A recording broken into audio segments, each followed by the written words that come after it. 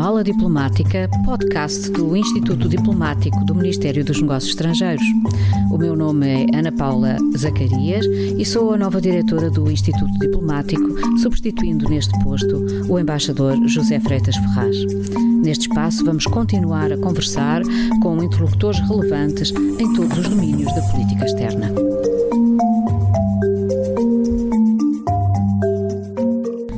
Neste episódio do Mala Diplomática, vamos abordar o concurso externo de ingresso na carreira diplomática. Este concurso atrai sempre um elevado número de interessados e vamos neste episódio procurar responder às questões mais frequentes que possam surgir a potenciais candidatos e tentar deixar algumas recomendações para que possam ter sucesso no mesmo.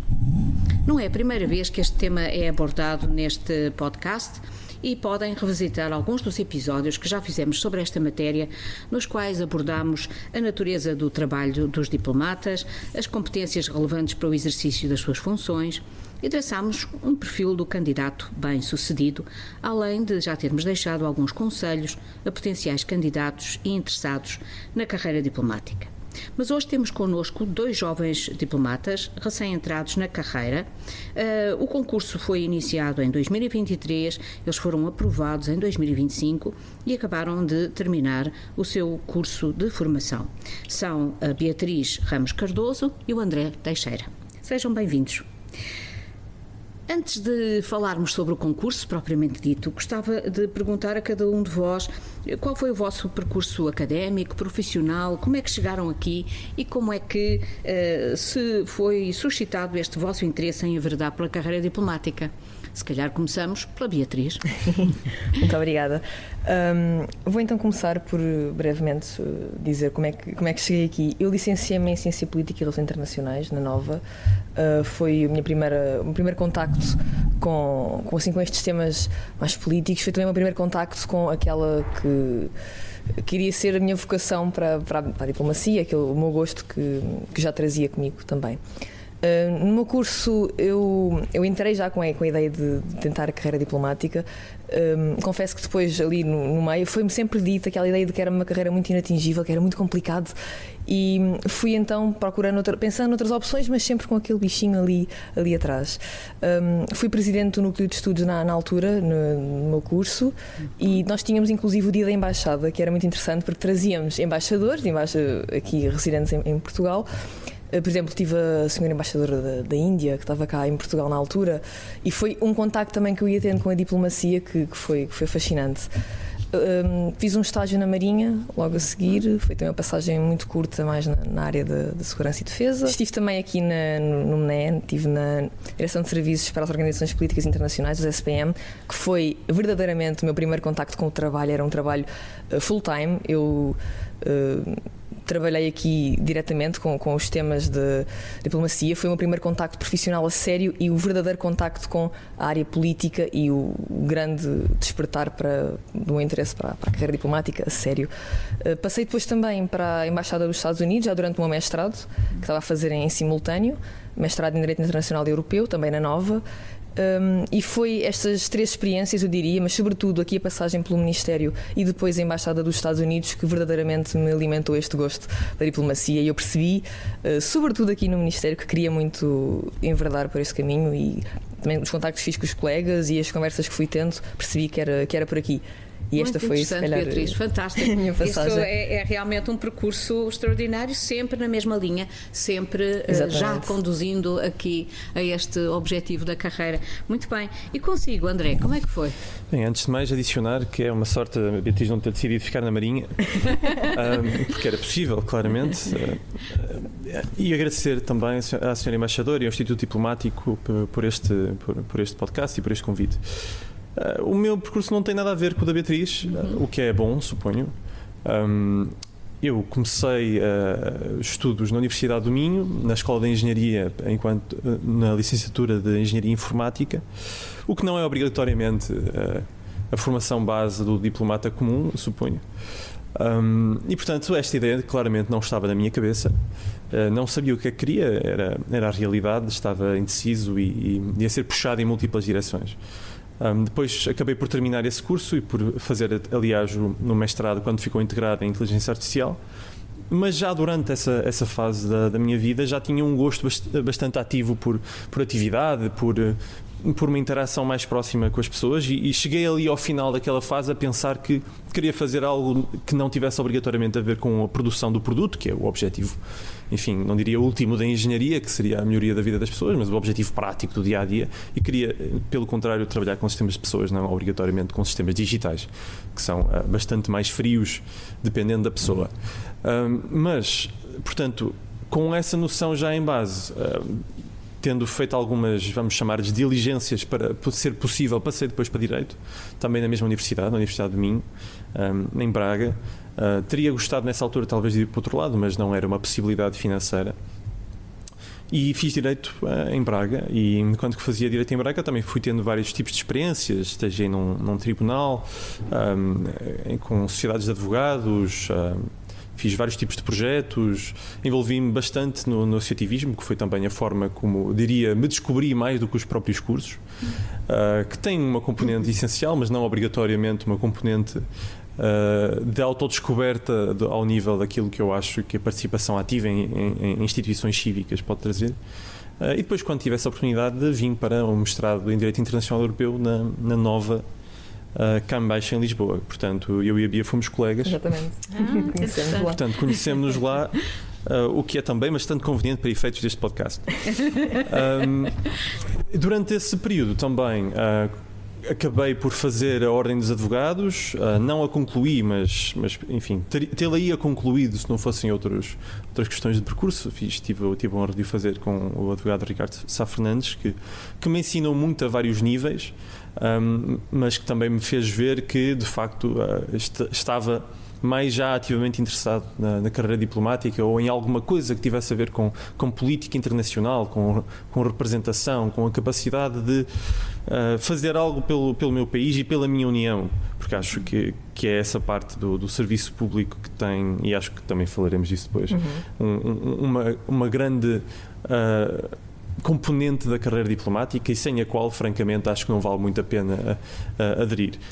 Aquilo que me fez mesmo decidir e candidatar foi depois, também mais tarde, quando fiz um estágio na Embaixada de Portugal nos Estados Unidos, em DC, que foi claramente uma experiência maravilhosa e que me ensinou bastante quanto à natureza diária do trabalho diplomático, e também quanto à versatilidade de mundos e opções e divisões políticas que existem por aí, que não são obrigatoriamente visíveis, quer da minha cidade natal, Guimarães, quer mesmo aqui da capital. Depois acabei também por passar por Bruxelas pela Comissão Europeia, onde estagiei no Secretariado-Geral e onde fiquei um pouco mais.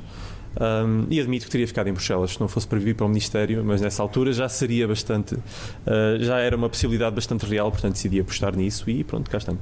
Muito bem, mas isto é extraordinário e é muito interessante para os nossos ouvintes ver a diversidade das vossas carreiras e a forma como umas pessoas chegam aqui ao Ministério completamente focadas nessa ideia que trazem desde o início de que era para a carreira diplomática que gostariam de vir, e outras que, pelo contrário, têm percursos um pouco distintos e diferentes até aqui chegar. Esse também foi o meu caso. Eu comecei na Universidade Nova com um curso de Antropologia Cultural que não teria nada a ver com a diplomacia e acabei aqui nestas circunstâncias. Portanto, é interessante passar esta mensagem de que qualquer curso de base pode servir, mas depois exige-se aqui uma certa preparação, e ambos vocês referiram uma coisa muito interessante, que foram os estágios profissionalizantes que fizeram durante o vosso percurso, ou as pós-graduações, as formações, os mestrados,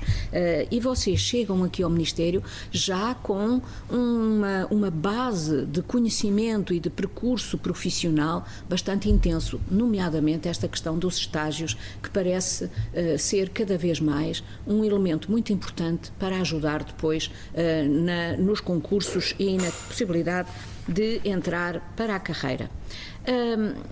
Porque este concurso da entrada para a entrada para a carreira diplomática é feita através de um concurso muito exigente.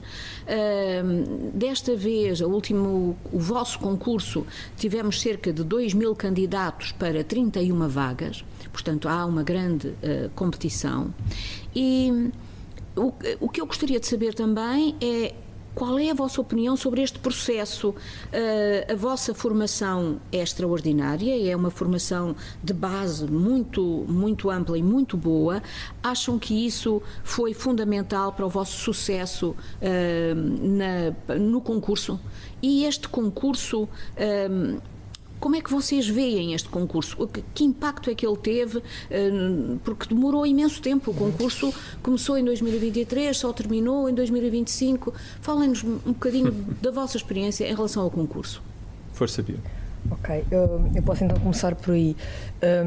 Foi de facto um percurso muito longo, é um processo muito complexo, até moroso, e é um processo e nós falámos disso um bocadinho inclusive, é um processo que decorre em paralelo com a nossa vida. Nós não estamos, salvo raras exceções, a estudar ou focados exclusivamente no concurso. Estamos a estudar, estamos a trabalhar. Eu, no meu caso, estava a estagiar na secção Política e Económica da Embaixada dos Estados Unidos, estava a fazer a tese e estava a estudar para o concurso. Foi um processo, portanto, que exigiu alguma gestão da minha parte e algum foco também. E nesse sentido eu sinto que, se não fosse pelas minhas experiências profissionais, teria sido talvez um processo muito mais complicado, porque eu não teria a oportunidade de ter aquele tempo para estar a estudar afincadamente. Portanto, a minha experiência profissional, quer na Embaixada, quer aqui no Ministério, ou mesmo até na Marinha, eu sinto que me deu verdadeiramente as bases que eu levei para as provas e que levei e que trago aqui, espero, para a carreira. Portanto, eu sinto que, e já agora fazendo aqui também esse reparo, que é mesmo fundamental nós experimentarmos as coisas e termos experiências de base, porque não é só os livros que nos dão esse conhecimento e que nos preparam para os exames. Portanto, sim, é um processo longo, foi um processo complexo e exige aqui alguma gestão, pelo menos da minha parte exigiu alguma. Esse seria talvez o comentário que eu faria. Em relação à estrutura do concurso, não sei se... Sim, eu acho que seria interessante também, a não ser que o André queira falar também um bocadinho depois... de como é que o seu concurso ajudou no concurso. Antes de passar para a estrutura, não, eu não podia concordar mais com aquilo que a Beatriz disse. De facto, nem todos conseguimos parar as nossas vidas para estudar para aquilo. Ela estava em estágio e tese, eu estava essencialmente nas mesmas circunstâncias. Comecei o concurso num continente, acabei-o noutro. De facto, é uma coisa complexa e que demora bastante tempo. Acho que os estágios das experiências profissionais foram essenciais. Isto não ia lá, pelo menos falo por mim, não vou falar pelos meus colegas, mas no meu caso não ia lá sem eles, porque não teria conseguido compensar com o estudo aquilo que me foi dado pelas minhas experiências. E acho que foi isso, efetivamente, que me permitiu sobreviver ao concurso diplomático, mais do que alguma técnica prática de estudo ou a grande estratégia do ponto de vista técnico ou académico. Foi, acima de tudo, aquilo que fui adquirindo, a base cultural também, que é essencial quer para o concurso em si, mas principalmente para a carreira. E, portanto, as experiências e as coisas que fomos adquirindo pelo caminho, até mais do que uma mera questão de preparação. Agora, a questão é claramente necessária, não é? Particularmente se estivermos a fazer outras coisas. Claro. A minha experiência de há 40 anos atrás também é essa, ou seja, eu estava a dar aulas na universidade e na altura não havia estes estágios que existem agora, a estrutura era diferente, mas servi-me muito de amigos que estavam no Ministério para me explicarem o que fazer, como era, vir estudar aqui para a biblioteca do Ministério na altura, conversar com pessoas que estavam aqui, e isso ajudou-me também muito na minha decisão de fazer os exames e depois também na preparação dos mesmos, que foi muito importante. Mas, como nós dizemos, este concurso basicamente não tem tido uma grande evolução desde que eu entrei aqui há 40 anos atrás e agora esta última leva de jovens diplomatas. Falem lá um bocadinho da estrutura do concurso e como é que vocês sentiram isto. Isto é muito pesado, não é? Sim, é um concurso que é pesado, é um peso que se junta, lá está, ao tal ano que nós tivemos, porque nós inscrevemos, salvo erro, em dezembro, recebemos a notícia. Também terminou em dezembro. Terminou em dezembro, exatamente. Terminou em dezembro do ano, no dia, na véspera de Natal. Foi, enfim, uma véspera de Natal feliz para alguns e não tão feliz para os restantes. Mas sim, é um processo muito longo e que também acaba por ser cansativo de alguma forma. Eu não sei, eu sinto que nós temos a prova de português, inglês e conhecimentos juntas no mesmo fim de semana. Aquilo acaba por ser um estudo que é muito condensado para aqueles 2 dias e o decorrer do concurso e o sucesso da nossa participação fica ali muito condensada naquele fim de semana. Eu sinto que isso eventualmente, não sei, pode ser um fator dissuador, não sei até que ponto. E que no meu caso em particular a trabalhar, a fazer a tese foi particularmente desafiante e intenso. Correu bem, felizmente, mas eu diria que assim, isto é talvez um fator que eu apontaria. André, não sei se queres acrescentar alguma coisa.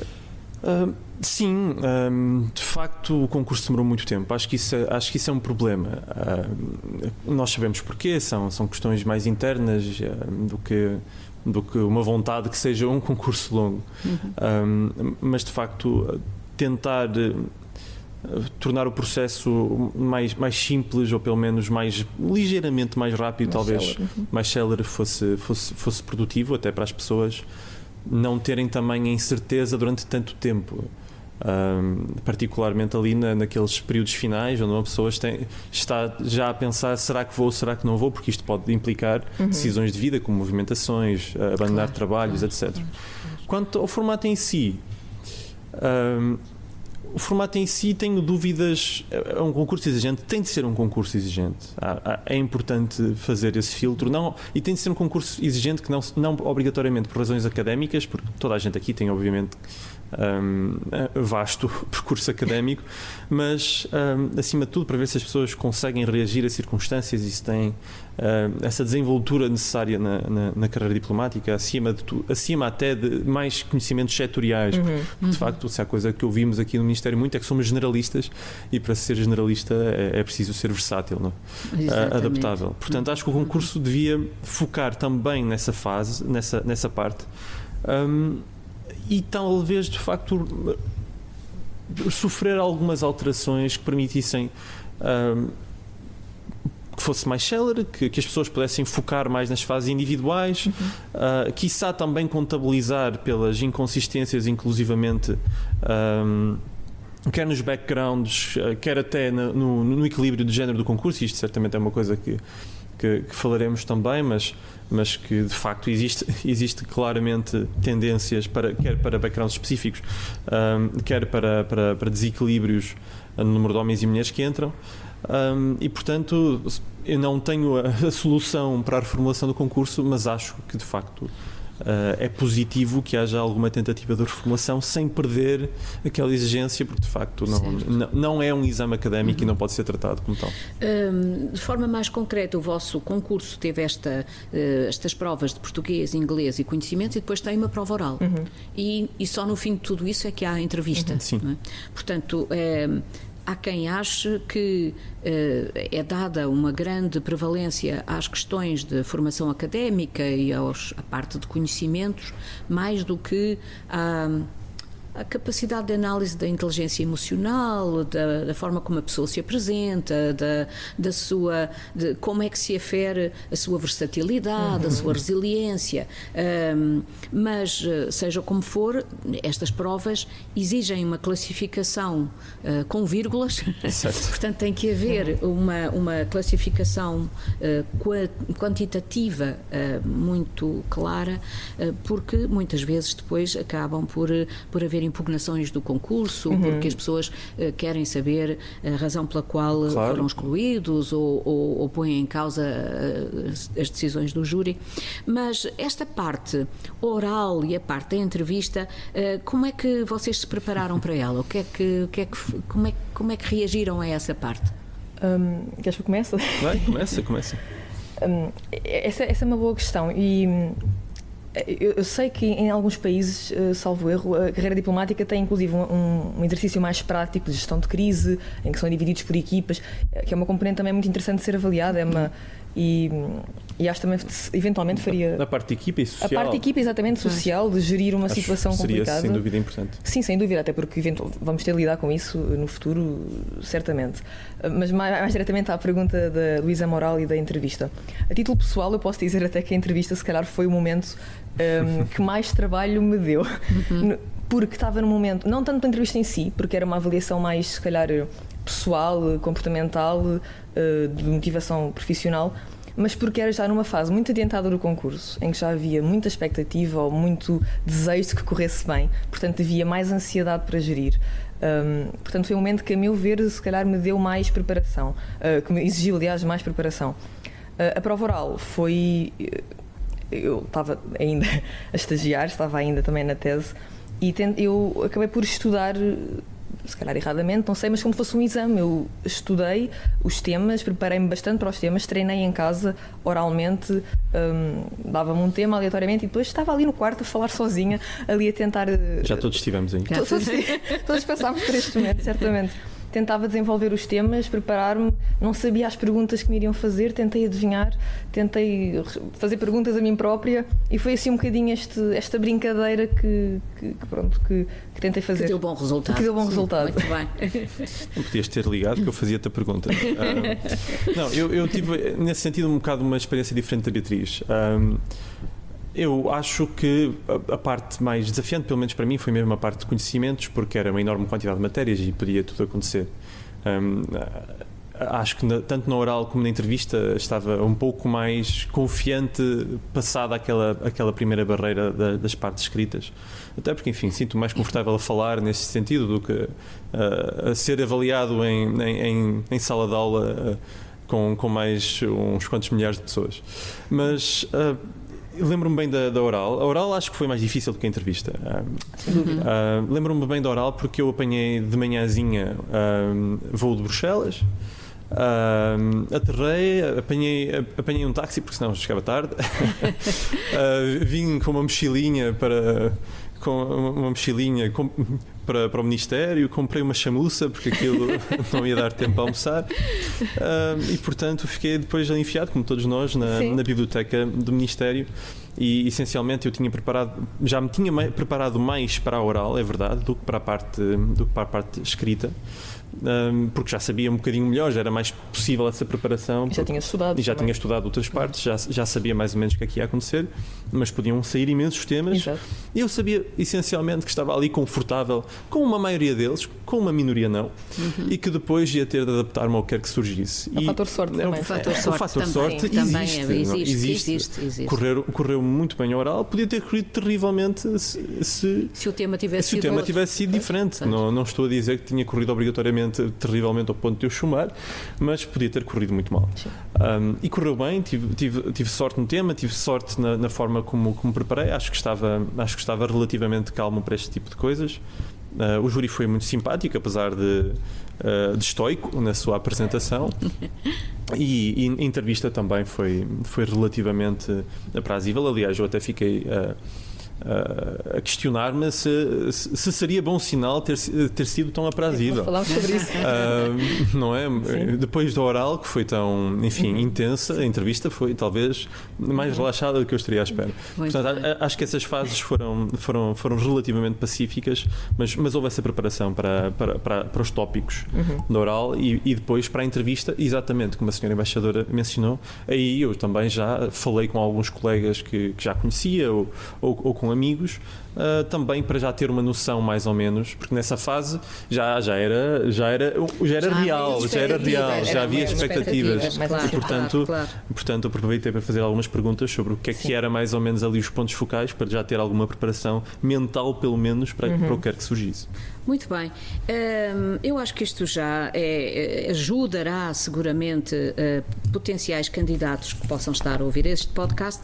Gostava de falar agora um bocadinho sobre aquela questão que referimos há pouco, do facto de, no final de tudo isto, termos 31 candidatos e desses aprovados, e desses 31 apenas 8 serem mulheres. Isto, do vosso ponto de vista, é algo comum, normal? Seria desejável que houvesse uma maior paridade de género? Porquê é que vocês acham que isto aconteceu? É uma questão social, normal, ou é uma questão das provas? Queres começar agora? Se quiseres, eu começo. Podes começar. Assim, pensas melhor, porque isto de facto é uma questão difícil, mas não é uma questão nova. Já todos falamos sobre isto. É inevitável quando os números estão tão diferentes, não é? Em 31 eram 8 o número de mulheres. E eu direi, sem qualquer tipo de reserva, que isto é comum e isso não é bom. Claro. É diferente de ser normal, de ser positivo. Ser positivo, tal e qual. Portanto, acho que é bastante normal se olharmos para os quadros neste momento do Ministério, e acho que isso não é bom. O facto de ser normal e não ser bom já nos diria que há alguma coisa que deve ser feita para contrariar alguma coisa que parece estabelecida. E que não é obrigatoriamente positivo. Eu acho que, em primeiro lugar, do ponto de vista, e pronto, isto talvez seja pessoal ou ideológico, mas acho positivo que exista o mais próximo possível de paridade neste tipo de instituições. E num segundo momento, acho que de facto é necessário um equilíbrio de géneros, nem que seja pelo facto de haver valências diferentes e de haver efetivo valor na diversidade que um maior equilíbrio entre homens e mulheres trazem para o Ministério, quer do ponto de vista prático de trabalho, quer do ponto de vista até relacional. Acho que existem várias razões para este desequilíbrio e não me arrisco a dizer que tenho soluções, mas posso tentar apontar algumas das coisas que pelo menos identifico como obstáculos. Um obstáculo, existem obstáculos sociais e obstáculos mais formais. Não sei se o formato das provas é em si próprio um problema. Talvez seja. Isso é uma coisa que tem de ser discutida e sei que está a ser discutido, aliás. É normal que seja discutido com tão poucas mulheres a entrar. Mas, de facto, acho que do ponto de vista... Há uma coisa aqui direta que já conseguimos observar, que é, do ponto de vista reputacional, acho que o Ministério dos Negócios Estrangeiros ainda tem uma certa reputação de tradicionalismo que muitas vezes pode ter alguma influência nestas escolhas. Depois temos a faceta, do facto, da carreira diplomática ser naturalmente instável, e isto poder fazer com que as pessoas que pensem melhor sobre isto, ou que não estejam tão certas da questão, deem um passo atrás, ou tenham alguma dificuldade em avançar com este salto na direção do desconhecido. As provas em si, novamente, não sei como é que poderiam ser adaptadas, mas certamente que talvez devêssemos considerar formas de assegurar que a diferença de géneros, porque enfim, agora há mais mulheres que homens, pode acontecer que há mais homens que mulheres, pode acontecer que haja mais mulheres que homens. Acho que era importante que arranjássemos uma forma qualquer de tentar equilibrar, mantendo certamente a questão do mérito e a exigência das provas, tentar equilibrar, que haja um mínimo de equilíbrio de género, enfim, como por exemplo, sei lá, nas listas para partidos, em vários outros tipos de instituições. Uma tentativa desse equilíbrio acho que seria importante. Agora, respostas práticas não as tenho, mas certamente que será uma discussão que iremos ter para o futuro e na qual temos todos de participar, porque senão isto não se resolve automaticamente. Não, sem dúvida, eu concordo com o André totalmente. Não é de todo desejável, e aliás, nós temos uma carreira de representação. Portugal não tem mais homens do que mulheres. Pois não. Portanto, era suposto que este número fosse um bocadinho mais equilibrado. Portanto, não acho que seja de todo desejável, e acho que sou totalmente a favor e quero muito ver mais paridade na carreira. E confesso que são números que me entristecem. Em termos de razões, nós somos 8 em 31, estamos aqui rodeadas de muitos colegas, muitos senhores. Em termos de razões, eu não tenho soluções, não creio que tenha muitas soluções, mas tenho se calhar algumas pistas, não sei.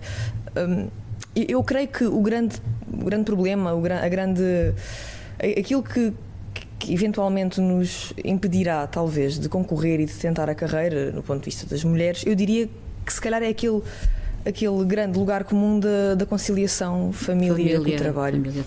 Porque é uma questão que se calhar está mais... Se calhar é mais mito do que aquilo que é na verdade, mas é uma carreira que é naturalmente com as suas instabilidades, com as suas mudanças, e que socialmente se calhar não se associa esta instabilidade ao papel que socialmente se entrega à mulher. Portanto, eu diria que a grande solução, se é que se pode chamar assim, é sem dúvida conversar e desmitificar esta questão.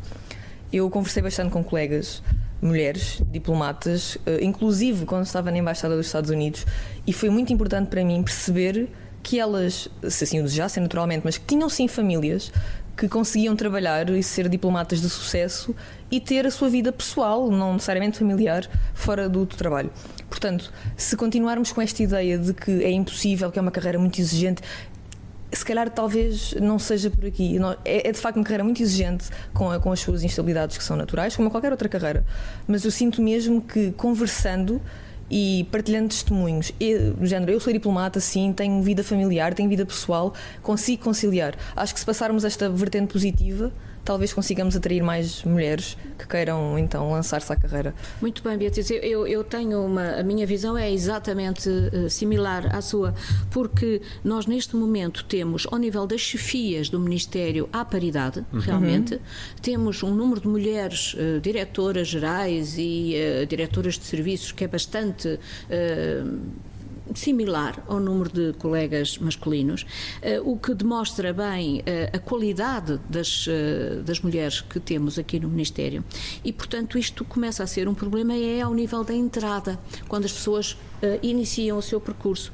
E aí eu creio que sim, que a ideia de explicar, de falar, de fazer mais atividades nas universidades, de promover estes estágios de maneira que as pessoas compreendam e antes de entrar na carreira percebam que é possível fazer esse tipo de conciliação familiar, percebam também que é uma carreira exigente, mas que tem também as suas escolhas, as pessoas podem fazer escolhas e ser colocadas em postos que depois tenham mais a ver com elas próprias ou com as suas famílias, com os seus interesses. Claro que em primeiro lugar está o interesse do Estado e o interesse do serviço público, mas que as pessoas também têm ainda alguma capacidade de decisão. E aqui, e tendo em conta o vosso percurso, eu gostaria de vos ouvir um bocadinho sobre isto, ou seja, a importância dos estágios, que resulta, do meu ponto de vista, claro, muito interessante que ambos tenham feito estágios antes de entrar para o Ministério, e a ideia de fazer mais ações de informação feitas até pelo próprio Instituto Diplomático sobre o que são as carreiras internacionais, o que é a carreira diplomática, como é que se entra, o que é preciso fazer e o que é a carreira no seu conjunto. O que é que vocês diriam? Acham que isto é realmente importante? Sim, eu acho que é fundamental. Eu, como disse, eu entrei na licenciatura com a ideia de que gostaria de ser diplomata, mas foi uma ideia que, entretanto, que se foi eventualmente afastando um bocadinho. Mas o verdadeiro momento que transformador para mim foi, sem dúvida, ter estagiado aqui no Ministério. Foi o meu primeiro contacto com outros diplomatas, lá está, aquela tal partilha de testemunhos. E foi o verdadeiro contacto também com o trabalho, aquilo que é feito aqui. E foi exatamente por eu ter tido este contacto que percebi que era isto que eu queria fazer. Portanto, há aqui esta vertente da experimentação. Eu não sei aquilo que eu quero fazer se eu não experimentar primeiro. Portanto, eu acho que os estágios, mais do que, naturalmente é muito importante estudar e ler os livros e aquele estudo académico, mas os estágios têm esta componente mais pragmática, mais prática, que acrescem ao estudo que a gente traz da faculdade e que eu acho que é verdadeiramente fundamental, quer na nossa decisão pessoal e influenciar as nossas decisões, o nosso percurso pessoal, quer também para nos dotar dessas competências que vamos então precisar. Portanto, eu acho mesmo fundamental, tanto quanto possível, que façamos tantos estágios quando forem possíveis e experimentemos coisas novas e que, se temos realmente interesse na carreira diplomática, ainda vamos tentar fazer. As embaixadas têm quase todos estágios curriculares e profissionais, o que acho que é mesmo fundamental. O Ministério também agora tem os PEC, os PEPAC, e acho que isto é fundamental para nós experimentarmos e termos então a experiência e o contacto com os colegas e com o trabalho. André, não sei se... Enfim, parece que está tudo combinado porque estamos todos a concordar, mas a realidade simples é que não vale a pena alterar concursos quando as pessoas não se apresentam a eles, e para se apresentarem a eles é esse trabalho prévio que tem de acontecer. Claro. Não há nada que tenha mudado tanto a minha perspectiva sobre a carreira diplomática e convencido a apresentar essa candidatura do que fazer um estágio. E, portanto, é para isso que os estágios servem, não é? Ter essas experiências, não é para fingir que contratamos mão de obra pouco remunerada, não é para fazer a vez regras daquilo que deviam ser funcionários permanentes, é para ter essas experiências. E no contexto daquilo que foi o Ministério, para mim foi essencial, e foi exatamente como havia aquele momento de desbloqueio que também me deu a entender o que é que eu queria fazer. E portanto, acho que vamos recomendar a 100% que as pessoas tenham essas experiências. Às vezes é difícil, os curriculares não são remunerados e são trabalho a tempo inteiro, e isso, enfim, quase a tempo inteiro. E isso, apesar de tudo, tem impactos. Não é igual, nem toda a gente pode fazê-los, são em Lisboa, é a realidade. Mas é uma coisa que claramente desbloqueou, quer como os estágios também no exterior e as experiências mais internacionais que te mostram uma perspectiva, quer das pessoas que estão nesta carreira cá, quer das pessoas que estão também fora, nas suas respectivas carreiras lá fora, e isso tem impactos. Muito bem, e estamos quase a terminar, portanto eu só queria perguntar-vos, agora que estão dentro do Ministério, as coisas são como vocês pensaram? Ou são melhores, são piores? Como é que vocês agora, que estão no Ministério, se veem como diplomatas já? E esta questão da administração pública, do serviço público, do interesse coletivo, como é que vocês encaram esta experiência dentro da administração pública portuguesa? Posso começar então também. Eu acho que o processo do concurso é sim longo e é um fator que é complicado, mas ao mesmo tempo, por ser tão longo, depois a recompensa parece que até sabe melhor. E depois de estudarmos e de nos esforçarmos tanto para entrar, passado este tempo todo, quando conseguimos, realmente a sensação é muito boa.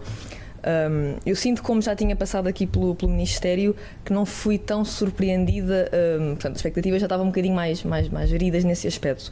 No entanto, é totalmente diferente entrar aqui como estagiária e agora, felizmente, como adida.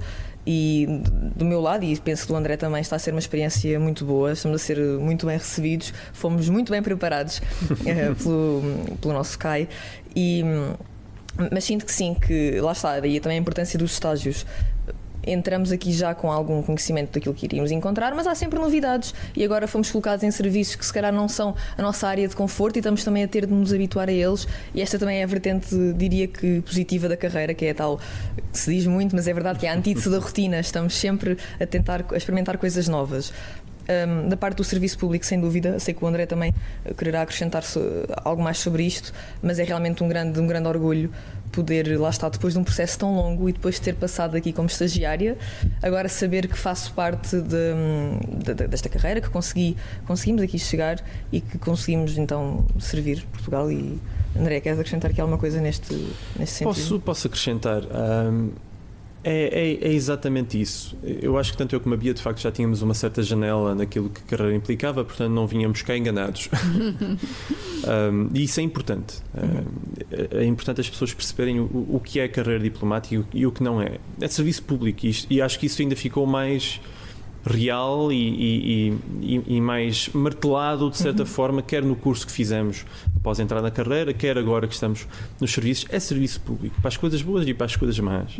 Portanto, as pessoas não vêm cá só para as coisas glamourosas, não vêm cá só para coisas bonitas e conversas e palavras bonitas, vêm para arrumar cadeiras, vêm para passar a despachos administrativos, vêm para levar com chuva e incumprir com horários de trabalho por excesso e não por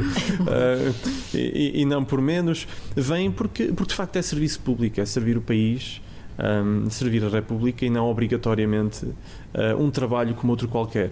E isso ficou particularmente premente quando entramos, mais ainda do que aquilo que nós tínhamos noção antes, e já tínhamos alguma devido às nossas experiências.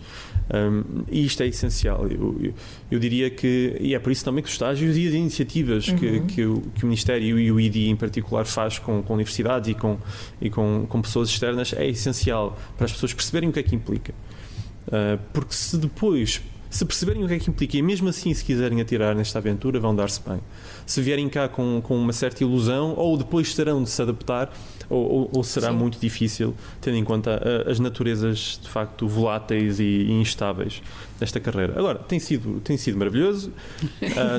Certamente que será assim sempre, com altos e baixos. Não estamos a dizer que são só coisas boas, mas o todo é mais importante. Estamos entusiasmados. Claro que sim. Senão, enfim, se não estivéssemos entusiasmados após tão pouco tempo, também era mau sinal. Sim. E se me permite só acrescentar aqui uma coisinha muito rápida, e também voltando à questão do papel aqui do IDI, das formações que fazem e das conferências, acho que é exatamente isto, é passar esta ideia do que é carreira diplomática, para não ser aquele bicho-papão, uma coisa muito distante, é o que é, o que fazemos, a importância do nosso trabalho, para também, lá está, para passar a ideia de as pessoas realmente se querem isto, é isto que têm aqui, exatamente, é isto que vão encontrar, é isto que vai acontecer, lá está, com as partes menos positivas, como em qualquer carreira, e com as partes também boas, e com, ao final do dia, saber que estamos a cumprir uma missão maior do que nós. É como tu disseste, é duro, mas não é impossível. É isso, não exatamente. E isso só se percebe quando se tem esse contacto, e esse contacto muitas vezes tem de partir do próprio, porque nem sempre é possível, nem ao Ministério, nem a qualquer serviço público, chegar a toda a gente. E, portanto, se querem descobrir, se têm dúvidas, experimentem. Tentem chegar lá. Perguntem. E perguntem-nos a nós. Também. Tal como nós dependemos de outras pessoas para cá chegar, faz parte pedir ajuda e ser apoiado num percurso, como continuaremos a fazer ao longo das nossas carreiras. Muito bem, muitíssimo obrigada, Beatriz, André, foi um prazer estar aqui convosco, é um grande orgulho ter-vos como colegas. O orgulho é todo nosso. É excelente, e eu terminaria com esta vossa frase: estamos a cumprir uma missão que é maior que nós. E isso deve também encher-nos de orgulho e encher-nos de espírito de missão para continuar o nosso trabalho e termos aqui em breve um novo concurso de adidos de embaixada que possa dar continuidade a este nosso trabalho. Muitíssimo obrigada, e espero que as pessoas que nos estão a ouvir ou que nos ouçam neste podcast se entusiasmem para vir para o Ministério dos Negócios Estrangeiros e que se entusiasmem com a carreira diplomática. Obrigada. Muito obrigado, e felicidades a todos aqueles que tentarem. Sim, e boa sorte. Obrigada.